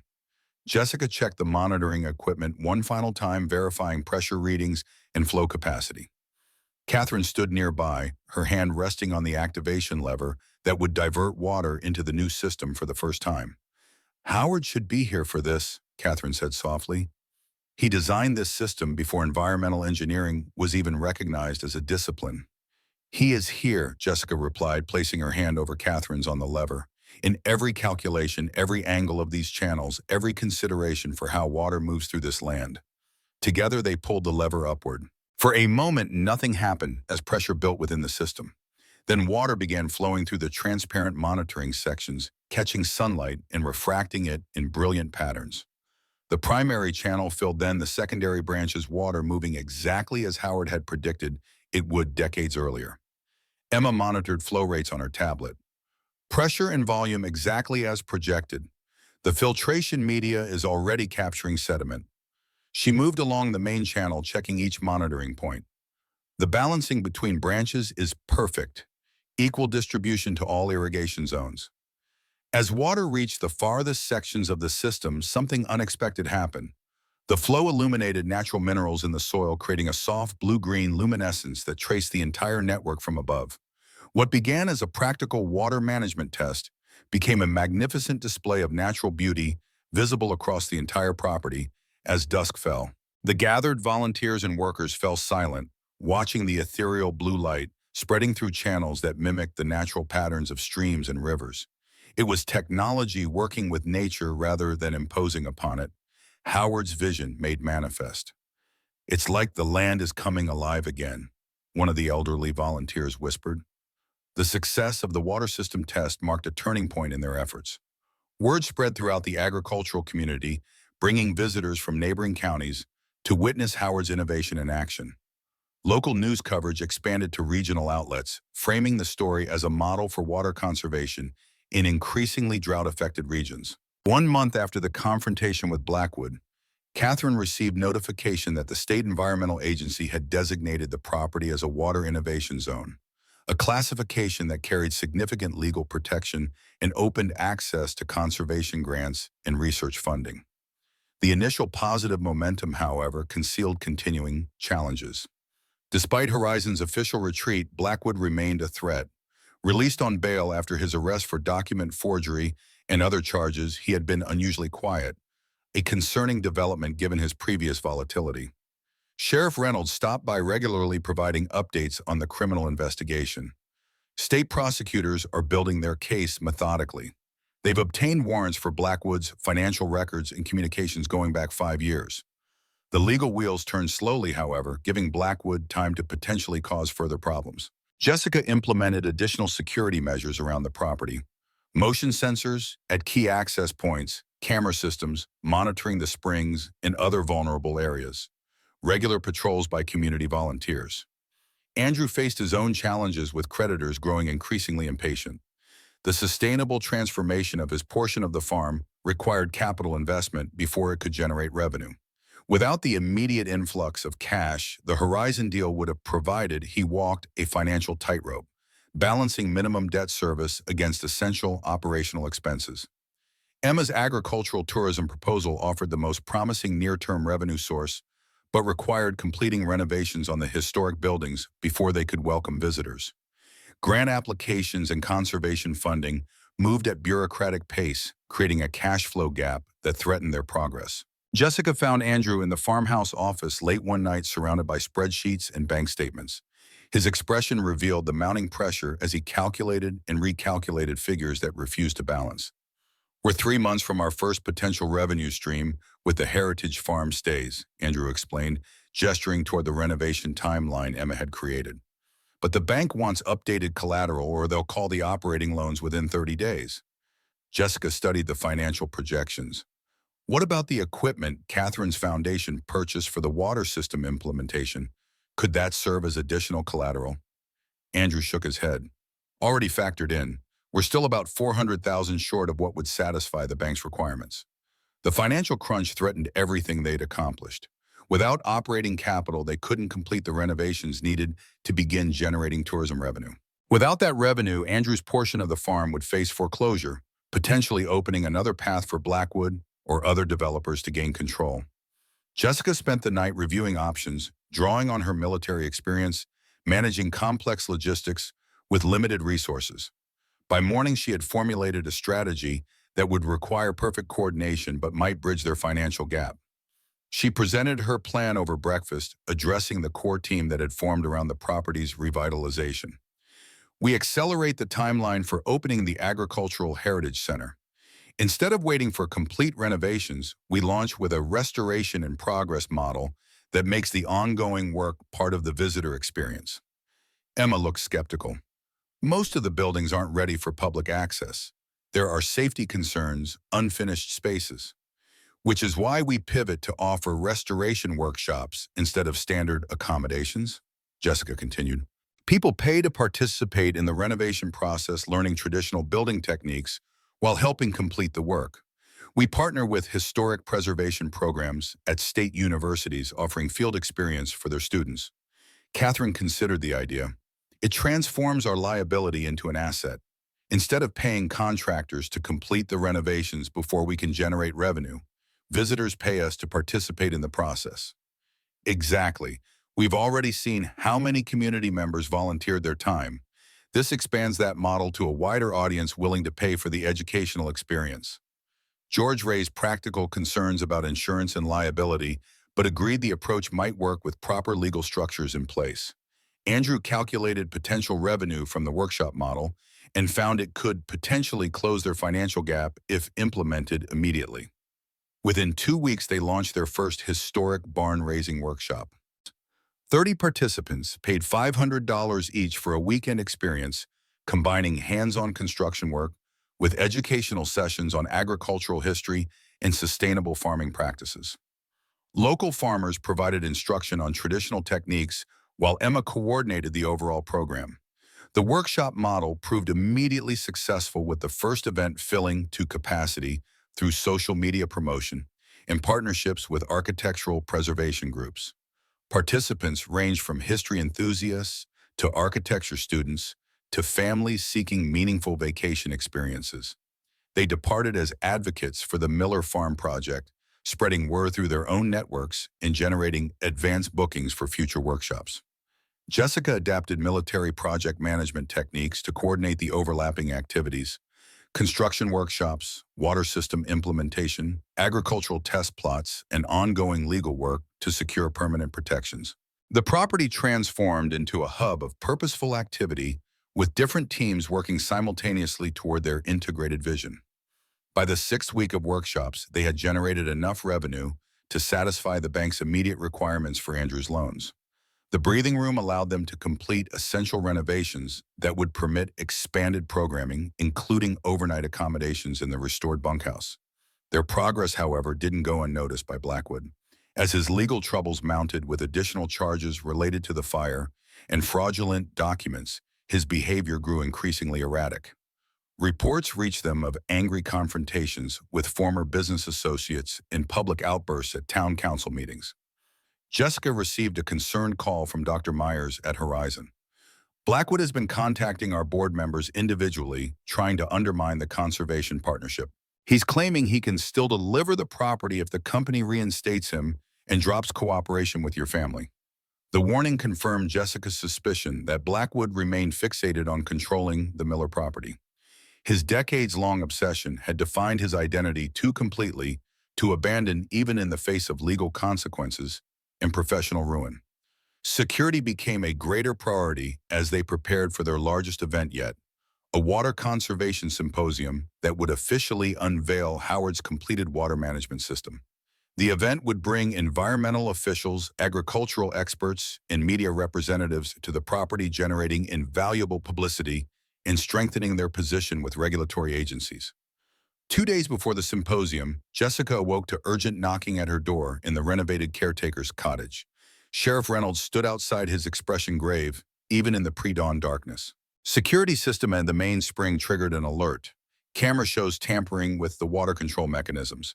I've got deputies securing the perimeter, but thought you should know immediately. Jessica dressed quickly and joined Reynolds in his patrol vehicle. As they approached the springs, emergency lights illuminated the area where the main control station had been installed. The protective housing had been pried open and someone had attempted to introduce an unknown substance into the water supply. Environmental response team is on the way, Reynolds explained. We need to shut down the entire system until they can analyze what we're dealing with. Jessica engaged the emergency protocols they had fortunately built into the system closing valves that isolated the springs from the distribution network. Emma joined them minutes later, already accessing monitoring data on her tablet. Sensors detected pH changes at monitoring station 3. Something acidic entered the system, but containment protocols activated automatically. Affected water has been diverted to the emergency treatment basin. As they assessed the damage, a deputy reported movement in the wooded area northwest of the springs. Reynolds organized his officers to establish a perimeter while Jessica and Emma secured the water system infrastructure. The sunrise revealed the perpetrator. Blackwood had been apprehended attempting to flee across the neighboring property. A search of his vehicle discovered industrial chemicals and detailed notes on the Miller Farm water system, evidencing premeditated sabotage. He was trying to contaminate the aquifer, Emma explained after reviewing the evidence with the environmental response team. These chemicals would have rendered the water unusable for agricultural purposes for potentially years, effectively destroying the property's value and our entire restoration project. The attempted sabotage backfired dramatically. News of Blackwood's arrest spread rapidly, transforming the upcoming Water Conservation Symposium into a much larger event, as media outlets sought first-hand coverage of both the innovative water system and the dramatic story behind it. Catherine handled press inquiries with dignified restraint, focusing attention on Howard's environmental foresight rather than Blackwood's criminal actions. My father understood the precious nature of water resources long before it became a mainstream concern. His designs, now implemented with contemporary technology, offer a model for agricultural communities facing climate uncertainty. The day of the symposium arrived with perfect autumn weather. Over 300 attendees gathered to witness the formal activation of the complete water management system. The governor's environmental advisor delivered the keynote address, praising the project as a blueprint for 21st century water conservation with roots in traditional agricultural wisdom. Jessica watched from the sidelines as Catherine and Emma led tours of the system for environmental officials and agricultural experts. Andrew managed the hospitality aspects, coordinating local food producers who supplied farm-to-table refreshments that showcased the region's agricultural diversity. Robert Patterson found Jessica near the original homestead, which had been transformed into a museum featuring Howard's designs and agricultural innovations. The elderly banker moved more slowly now, but retained his sharp mind and dry humor. Howard would have hated all this attention, Patterson observed, gesturing toward the crowds and media cameras, but he would have loved seeing the family working together this way.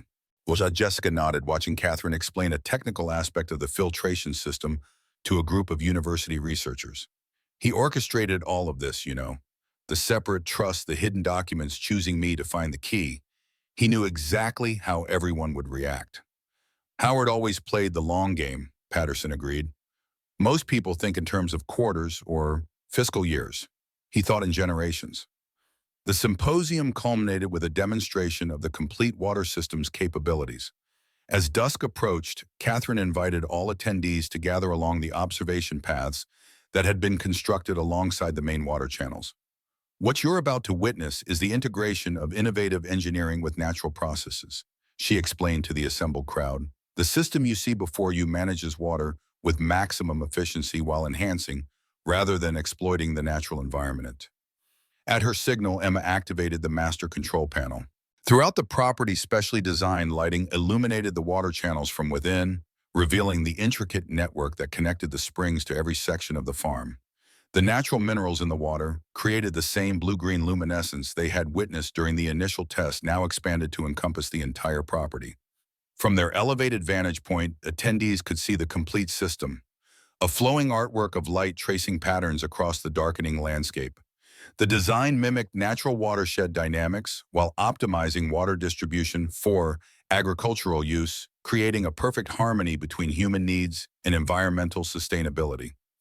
The visual impact silenced the crowd momentarily before erupting in applause. Media cameras captured the spectacle, ensuring the Miller Farm water system would reach a national audience through environmental and agricultural publications. As the event concluded, state environmental officials presented Catherine with formal designation of the property as a state water conservation district, a status that provided permanent protection from development while establishing the farm as an official research and education center. The symposium's success marked the culmination of their efforts to protect the property from immediate threats, but Jessica knew their work was just beginning. Sustainable transformation required ongoing commitment and adaptation as climate conditions evolved and agricultural practices advanced. 1 month after the symposium, with the criminal case against Blackwood proceeding through the courts and the property's protected status secured, Jessica found herself once again at the creek where Howard had taught her to fish. The water flowed clear and strong, nourishing riparian habitat that had been restored along its banks. Andrew joined her carrying a thermos of coffee and 2 mugs. Good news from the bank today. The Heritage Workshop program has generated enough revenue to restructure the loans with favorable terms. We're officially sustainable from a financial perspective. Jessica accepted the offered coffee. And the conservation easement payments provide ongoing funding for maintaining the water system. Catherine's foundation will cover the educational programs. We've created multiple overlapping safety nets. They sat in companionable silence, watching the interplay of sunlight on moving water. The past months had transformed their relationship from distant relatives to true partners, each contributing essential skills to their shared vision. I'm thinking about Howard's workshop, Andrew said eventually. The mechanical skills he taught us both. I've been so focused on the business aspects of farming that I've lost touch with the hands-on knowledge that connected him to this land. The workshop program has reminded me how much satisfaction comes from building and fixing things directly. Jessica understood completely. Her military engineering career had gradually moved her from hands-on problem-solving to administrative oversight, a natural progression professionally, but one that had distanced her from the tactile satisfaction of creating functional solutions. I've been thinking about staying, she admitted. The water system will need ongoing refinement. Emma has ideas for expanding the monitoring technology to create predictive models for drought management. There's meaningful work here for someone with my background. Andrew nodded, unsurprised. The caretaker's cottage renovation turned out well. It could become permanent if you wanted.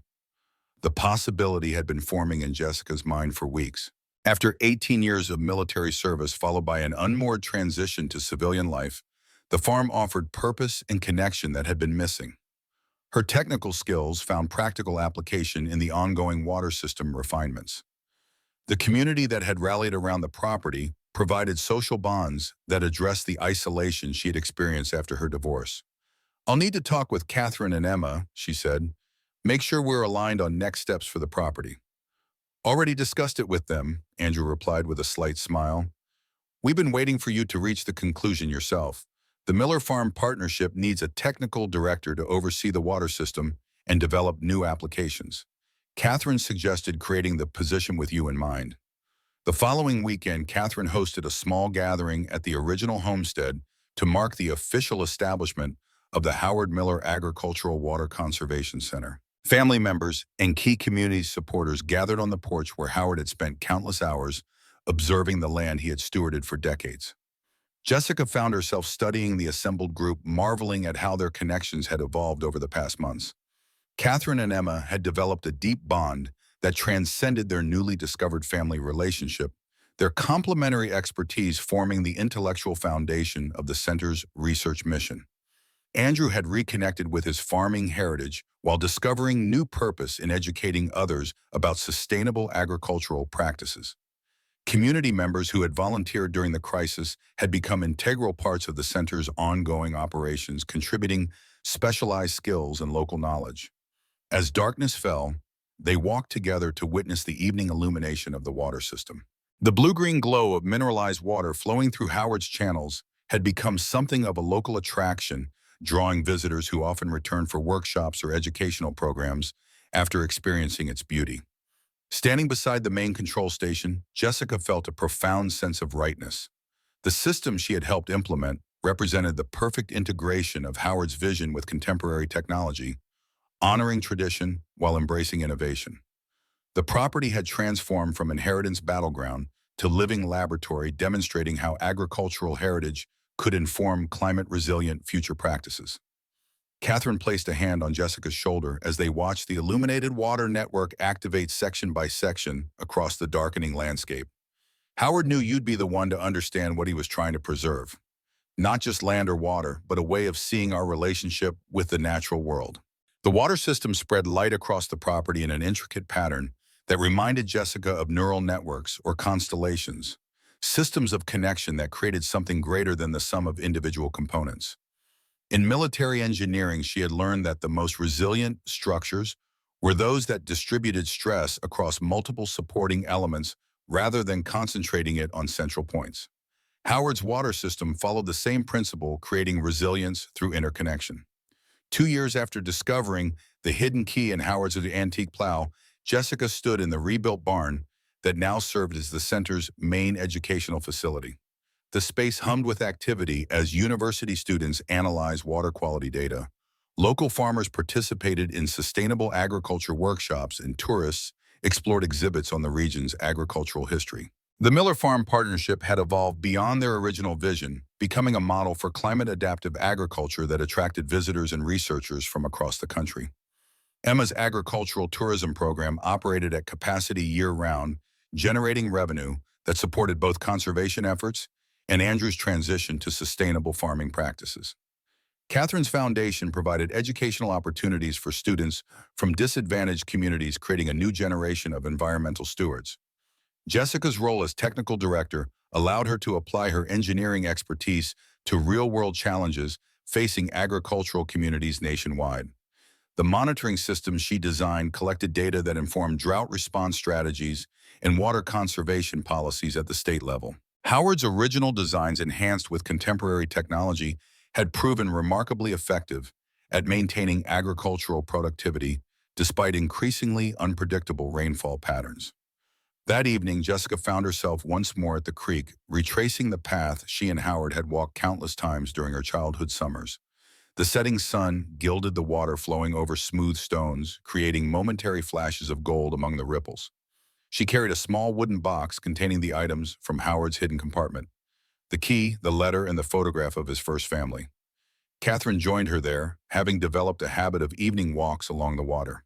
"Emma's been offered a research position with the USDA," she mentioned casually. They want to study our water system for potential implementation in drought-affected agricultural regions.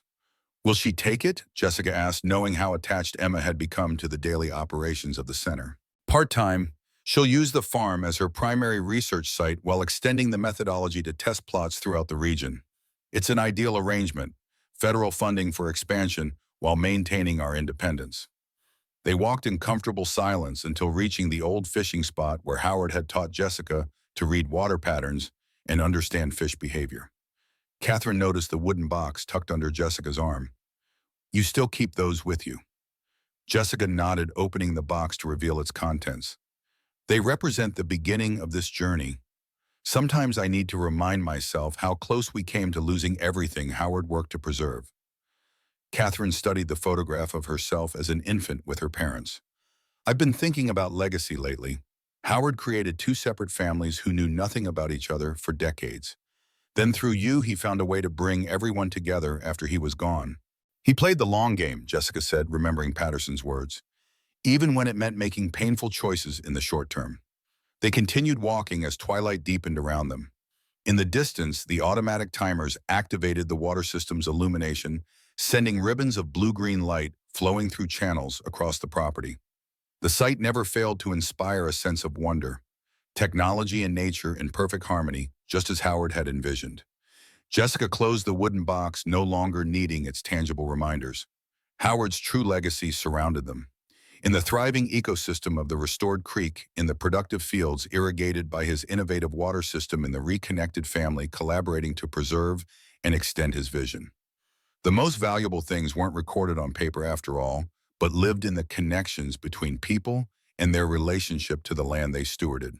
As stars appeared overhead, Jessica and Catherine made their way back toward the homestead, where windows glowed with warm light. Community members and researchers gathered for one of their regular evening discussions on agricultural adaptation strategies. Andrew would be cooking with produce from the farm's test gardens. Emma would be sharing the latest data from their monitoring stations. George would likely arrive with updates on new conservation legislation inspired by their work.